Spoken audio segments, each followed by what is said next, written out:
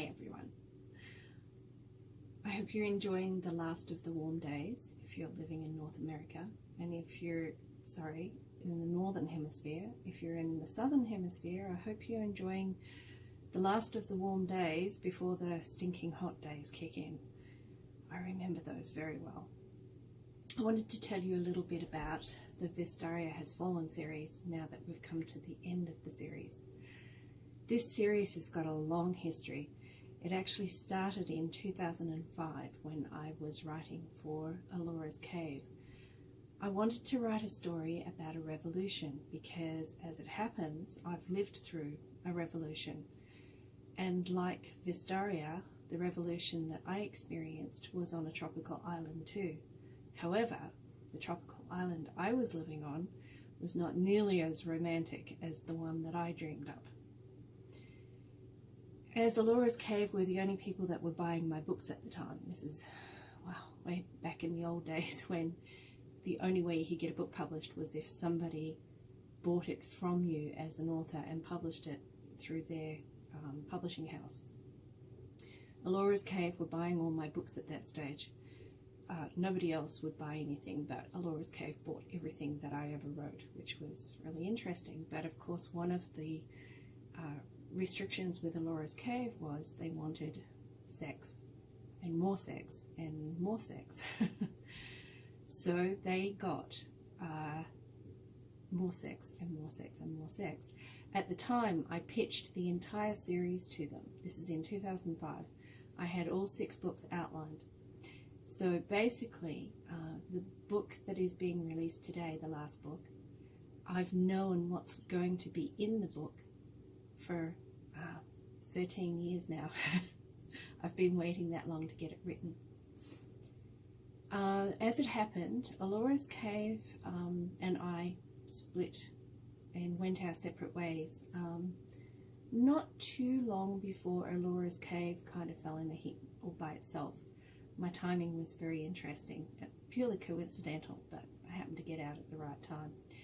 But in the meantime, they did publish 3 of the books in the series. And do you remember this one? For those Alora's Cave people who've been around for a while, you probably recognize this one. It got a lot of interesting reactions, including a lot of men who said they were going out to buy Jeeps. And I'm sure if you've read the book, you understand why. And then there was the second book. There. Of course, they've all had different changes of cover and changes of title since then, which I'll get to in a minute. So Alora's Cave got the first 3 books, and the third book of the series, which was called Blue Night, was one of the very last books that they bought from me just before I pulled everything out of Alora's Cave and went 100% indie. But in the meantime, they also sold, I think you'll like this one, they sold the Japanese rights. Now, that's really cool, isn't it? Especially as you have to read it, of course, from the back. It was, it's one of the coolest books I have on my shelf. So, there's that one there. So, anyway, Alora's Cave and I went our separate ways. And by that stage, the market was moving away.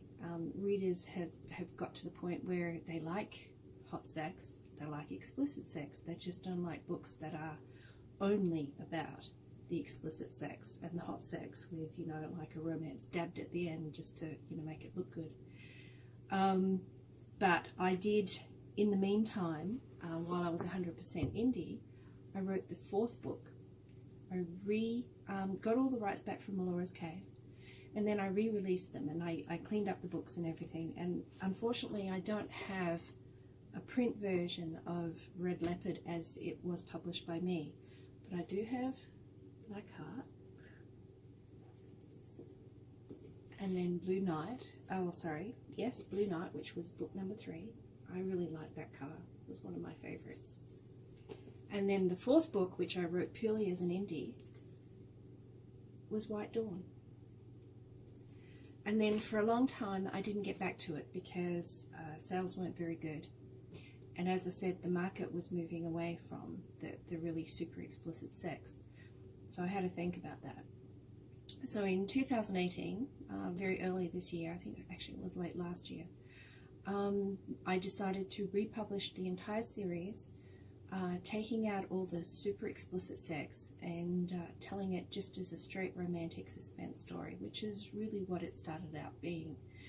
So I ran through the list very quickly. The first 4 books, which were already written, I cleaned up and I made it fit for a general audience, so mothers' daughters don't get embarrassed.